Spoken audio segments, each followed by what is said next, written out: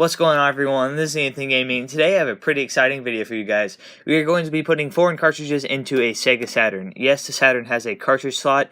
It is right back here. It was mainly used for RAM expansion and some game data, but there wasn't actually any games that were exclusively on the cartridges. Also, it was used for cheat devices, so we're going to see if any games work in there. So without further ado, let's get into the video. Alright, so here are the games we will be testing. We have Super Golf Ball for the NES. We have Super Scope 6 for the SNES. Thank you to Chris for letting me buy these two for cheap because I don't actually own the NES or an SNES. I just play the classic systems. So he let me get those for cheap just for this video. So shout out to Chris and Retro Videos. We have Star Wars Episode 1 Podracer for the N64. We have Sonic the Hedgehog 2 for the Sega Genesis. We have Magic Tetris Challenge for the Game Boy Color, and then we have Pokemon Blue for the original Game Boy. I was going to do Game Boy Advance and DS, but those cartridges are like way too small, and I'm afraid they'd get lost inside the Sega Saturn.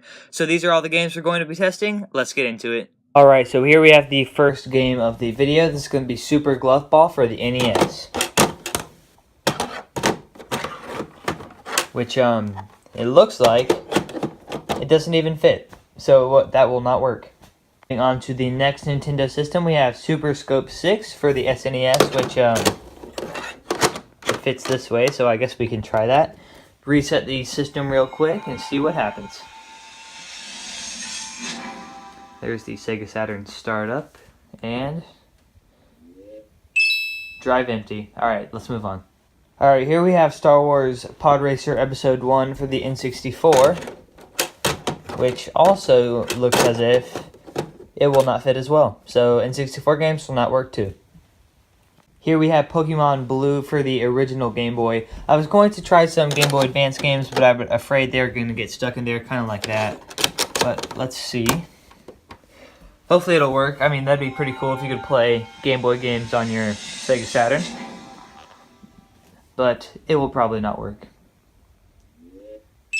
Called it. Alright, so Game Boy games do not work on the Sega Saturn. Maybe Game Boy games don't work, but maybe Game Boy Color games do. So we're going to put this guy in here. It fits. We're going to reset the system again. Although there is a bunch of loose space in there. We'll see what happens. And drive empty. Alright guys, so I have this idea. Maybe one or the other Game Boy and Game Boy Color games do not work. But if we put them together, just like, it fits perfectly. Maybe it will work. Let's see. Reset the system. I mean, pretty snug in there. I don't know. I say it's about 50-50 shot, fellas. Dang it. Drive empty. Right, and for the last game in the video, we have Sonic the Hedgehog 2 for the Sega Genesis, but guys, I almost forgot. You're going to want to get some tape and tape it to the back of your Sega Genesis cartridge.